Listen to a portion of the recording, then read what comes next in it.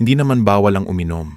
Ang tanong, hanggang saan ka dinadala ng bawat tagay mo? Pwede namang sakto lang, yung hindi sinisira ang katawan na siya sanang puhunan mo para ipagpatuloy ang mga pangarap mo, para sa pamilya mo. Kasi habang unti-unti mong inuubos ang sarili mo sa alak, may pamilyang umaasa na bukas, malakas ka pa ring babangon para sa kanila. May mga gabing akala mo mas masaya sa labas, pero kadalasan, yung mga gabing konti lang ay nauuwi sa sobra. Hindi ka man maaksidente, tatamaan ka naman ng konsensya, yung makita mong pagod at puyat ang mga mata ng mahal mo. Kakahintay kung makakauwi ka pa ba ng maayos. Doon mo mararamdaman, hindi ka nila pinagbabawalan uminom.